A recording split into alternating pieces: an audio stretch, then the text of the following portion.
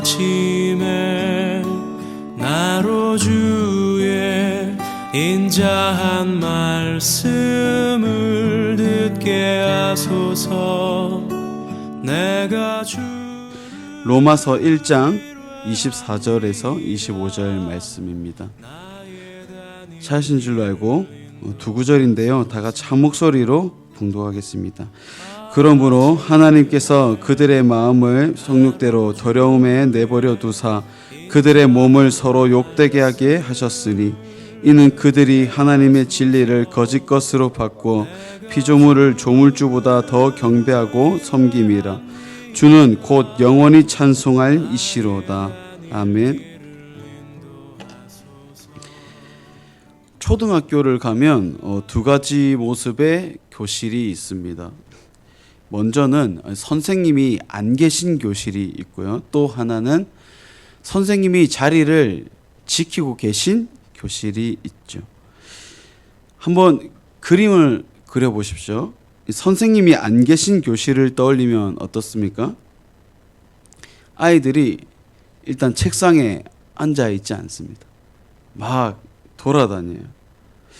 막 일어나서 교실을 뛰어다니는데 그냥 뛰어다니는 걸로는 모자란지 막 책걸상도 넘고 뛰어다니고요. 지금은 없지만 그 칠판 지우개가 막 머리 위로 날아가고 지우개도 날아다니고요. 그러다 뛰다가 한 녀석이 넘어져서 다치기라도 하면 울고불고 아주 난장판입니다. 그러다가 이 촉새 같은 친구가 선생님 오신다 이 한마디 하면 어떻게 됩니까? 아주 우당탕탕 자기 자리로 돌아가게 되죠. 자, 그럼 이제 선생님이 계신 교실을 한번 떠올려 봅시다. 물론 아이들이니까 조금 떠들썩하긴 해도 일단 자리에는 앉아 있습니다. 그리고 칠판 지우개나 책걸상도 제 자리를 유지할 거고요. 뛰어서 넘어지거나 다치는 일도 생기지가 않죠. 이 선생님이 교실에 계시느냐 계시지 않느냐 이 차이인데요. 선생님만 교실에 계시면 그 교실에는 질서가 잡히게 되는 것입니다. 인생을 두 가지의 모습으로 우리가 이해를 한다면 바로 이 초등학교 교실을 떠올릴 수 있을 것 같아요. 질서가 잡힌 인생, 마치 선생님이 계시는 교실처럼 안정적이고 겸손한 그런 인생이 있는가 하면 선생님이 계시지 않아서 무질서하고요, 마음대로 하고 불안정한 교만한 인생도 있습니다. 오늘 말씀은 이 후자의 인생, 불안정하고요, 제 마음대로 하고 아주 교만한 인생에 대해서 말씀을 하고 있어요. 24절에 보니까 그러므로 하나님께서 그들의 마음의 정욕대로라고 했습니다. 이 마음의 정욕, 야고보서 1장 15절에 보면 저희가 잘 아는 말씀인데, 욕심이 잉태한 즉 죄를 낳고 죄가 장성한 즉 사망을 낳느니라. 이 사망을 낳는 것, 결국 욕심이 잉태한 거니까 이 동일한 맥락에서 봐야 되는데, 이 욕심이 정욕과 똑같은 단어를 사용하고 있어요.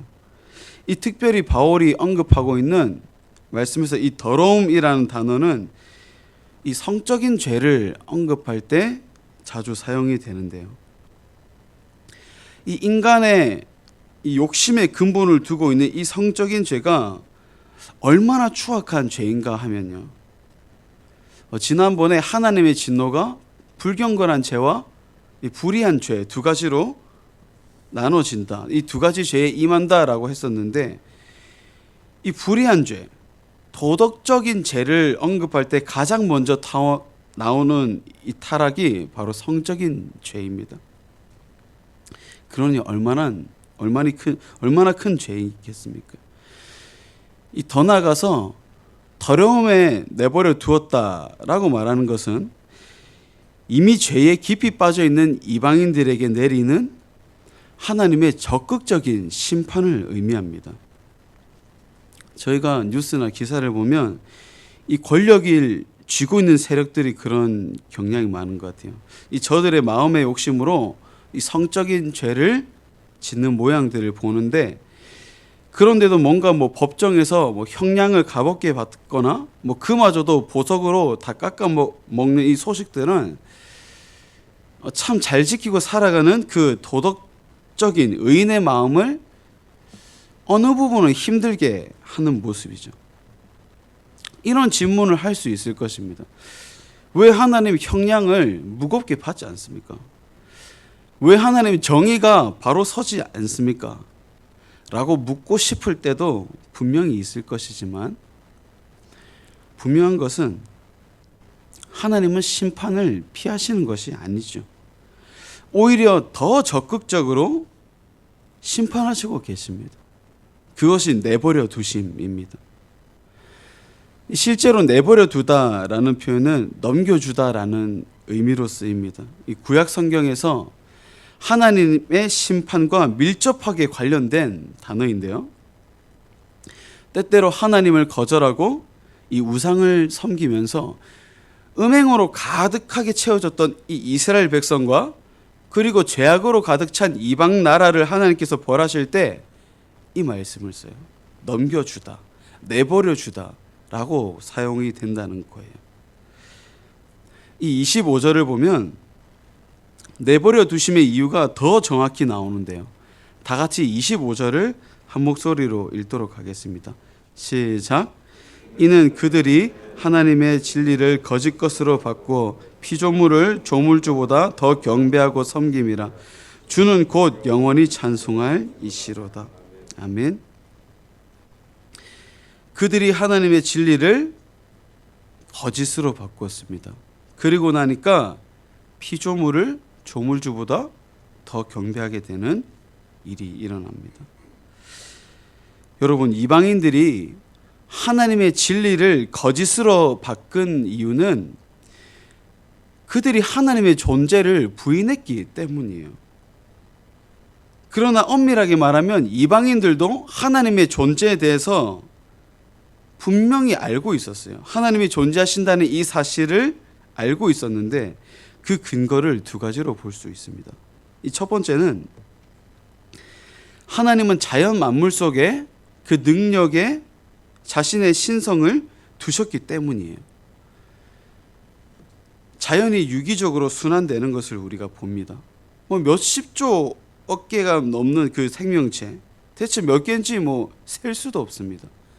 수많은 생명체와 자연 만물들, 그리고 자연 현상들이 조화를 이루면서 마치 하나로 잘 다듬어진 하나의 기계처럼 유기적으로 움직인다는 것은 우연일 가능성이 제로에 가깝죠. 이렇게 정교한 자연과 우주 만물이 우연일 가능성이 존재하지 않는다는 겁니다. 우연일 수가 없죠. 그런데 이를 두고 진화론자들이 그런 말을 했습니다. 생명체는 생존 본능에 의해서 이 경쟁에 싸워 남은 유전자들로 인해서 구성된 그런 진화의 집합체다. 이 모든 생명들이 유전자 진화의 결과라는 거예요. 세상은 그렇게 진화되어 갔고 지금도 진화되어 간다. 그러나 이 진화론 이론은 지금은 과학계 쪽에서도 힘을 많이 잃고 있는데, 진화론으로는 결코 설명될 수 없는 것들이 있습니다. 그것이 뭐냐면 생명체가 아닌 사물과 물질, 그런 자연 현상들을 설명할 길이 없다는 거예요. 유전자가 없으니까요. 우리 전보교회는 이 튼튼한 돌로 지어졌습니다. 콘크리트. 여러분, 돌에는 생명이 없습니다. 그렇죠? 그런데 사람에게는 생명이 있습니다. 생명에서 생명이 없는 것으로, 생명이 없는 것에서 생명이 있는 것으로 진화할 방법이 없었던 걸까요? 애초에 하나님께서 나눠서 창조하셨기 때문에 이것이 존재하고 가능한 것이죠. 생명체가 있는 자연을 창조하시고 생명이 없는 만물을 각각 창조하셨기에 존재하는 것입니다. 뭐 어렵게 고민할 필요가 있겠습니까? 이 창조 속에 심겨져 있는 하나님의 존재를 모른 척 할 수는 있어도 결국 모를 수는 없는 거예요. 사람이 하나님의 존재를 모른 척 할 수 없는 근거 이 두 번째는 신의식을 사람에게 심겨주셨기 때문이에요. 19절에 보니까 하나님을 알만한 것이 그들 속에 보임이라 라고 말씀합니다. 리차드 도킨스의 만들어진 신이라는 책을 보면 이 저자는 신의 존재를 막 비판합니다. 그리고 인간의 이성을 그 신의 위치에 가져다 놓습니다. 그런데 이것도 웃기는 게 이 만들어진 신이라고 책 제목을 썼으면 좀 여러 가지 신들에 대해서 검토를 해야 되는데 그 미국의 이 종교심이 막 각성할 때, 부흥할 때 그런 배경을 두고 쓰고 있거든요. 결국 이 신이란 타켓을 놓고 이야기를 하지만 하나님을 타켓으로 놓고 쓴 책인 거죠. 창조론을 비판합니다.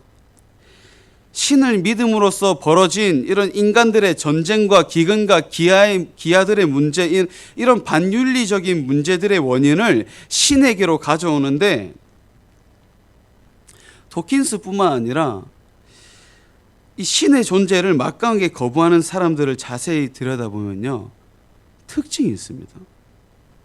특징. 주로 창조론을 거부해요. 그리고 어떠한 긍정적인 사건, 좋은 일, 선한 일 같은 것들이 있을 때는 그 자리에 신을 부각하지 않습니다. 그 자리에 사람을 세워놓죠. 사람이 참으로 위인이다. 사람은 정말 만물의 영장이구나. 사람이 참으로 해낸 일이다. 세상의 주인공은 인간이다. 그런데 반대로 비보, 부정적인 사건, 안 좋은 일이 생길 때면 그 자리에 사람을 쏙 빼버리고 그 자리에 신을 갖다 놓습니다. 부정적인 사건의 원인을 신에게서 찾아요. 어떻게 이런 일이 생길 수 있는가? 신은 존재할 수가 없다. 신은 존재하지 않는다. 그런데 이 사람들의 이 말에서 보면 보편적인 신의식을 찾을 수 있습니다. 여러분, 그 사람들이, 이방인들이 말하는 것처럼 정말 신이 이 세상에 존재하지도 않는다면 긍정적인 사건이 있든 뭐 부정적인 사건이 있든 좋은 일이 있든 뭐 안 좋은 일이 있든 신을 떠올릴 이유가 없죠. 신이 존재하지도 않는다면 신이라는 이 단어를 입에 담을 필요도 없죠. 하나님을 하느님으로 바꿔서 부를 이유도 없죠. 28절 말씀 보니까 그들이 마음에 하나님 두기를 싫어한다라고 말씀해요. 하나님은 저희들을 자신의 형상대로 지으셨습니다. 그래서 우리들의 결국 모든 삶의 끝자락에 서게 되면 결국 신의 존재를 찾게 돼요. 뭐 영어에서 자주 하는 말 오 마이 갓, 뭐 아주 일상적에서 자주 쓰는 말이기도 하고요. 우리 뭐 한국에서도 많이 쓰죠. 어떻게 하늘이 그런 벌을 내릴 수가 있냐? 뭐 바른 대로 살아라, 하늘이 노하신다. 어디에다가 초점을 맞춥니까? 결국 사람에게는 자신이 만드신 이 사람은 자신을 지으신 그 하나님을 바라보게 하는 신의식이 우리 안에 심겨져 있다라는 거예요. 모든 사람에게 하나님은 자신의 존재를 알 수 있도록 신의식을 주셨고 만물에 나타나 보이십니다. 어떤 작은 것을 보더라도 그곳에서 하나님을 만나고 느낄 수가 있어요. 저는 이 촌구석에서 자라서 그런지 이 자연과 이 노는 법을 일찍이 익혔거든요. 자연을 보면 정말 조그만 건데도 그렇게 가슴이 뭉클해질 수가 없습니다. 어떻게 어저께 이렇게 말라 비틀어 있던 것이 물을 좀 주니까 이렇게 싱싱해서 하나님을 찬송할 수가 있을까? 정말 그 작은 것만 봐도 너무너무 놀라워요. 하나님이 만드신 자연들이. 사랑하는 여러분, 하나님은 오늘 말씀 제목처럼 그저 하나님 되십니다. 그렇게 사도 바울이 오늘 말씀을 그렇게 끝마칩니다.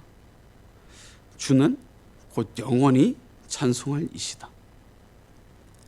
마치 그런 느낌을 받습니다. 하나님의 내버려 두심에 대해서 막 이야기하고 그 사람들의 잘못에 대해서 막 이야기하다가 결국 주체할 수 없이 터져나오는 고백을 써놓은 것 같은 느낌이 듭니다. 주는 꼭 영원히 찬송할 이시다. 결국 찬송으로 하나님을 높이면서 오늘 말씀을 끝마치고 있습니다. 결국 아멘으로 자신의 믿음을 하나님께 고백하는 것으로 마무리하죠. 사랑하는 성도 여러분, 우리가 오늘 바울의 말씀을 보고 깨달으면서 오늘 하루도 우리가 이 바울의 고백처럼 하나님의 하나님 되심을 찬송으로 보내는 하루를 보내기를 축복합니다. 주는 곧 영원히 찬송할 이심을 우리가 기억하고 묵상하여서 자연 속에서 그리고 우리 속에 심겨주신 하나님을 향하는 우리의 그 의식으로부터 하나님을 느끼고 그렇게 하나님을 경배하며 영원히 찬송할 이시를 분을 찬송하는 그런 하루, 그런 한 주간을 보내시기를 주님의 이름으로 축복합니다. 다 같이 기도하겠습니다. 바울의 고백에서 하나님을 찬송하는 것 말고는 아멘 하는 것 말고는 표현할 말이 없었음을 봅니다.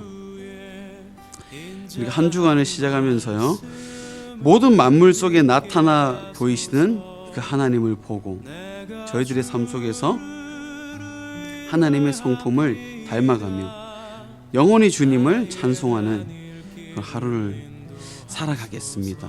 그런 한 주간 살아가겠습니다. 이렇게 기도하시고 주일학교 여름 성경학교를 은혜로 마치게 하셨습니다.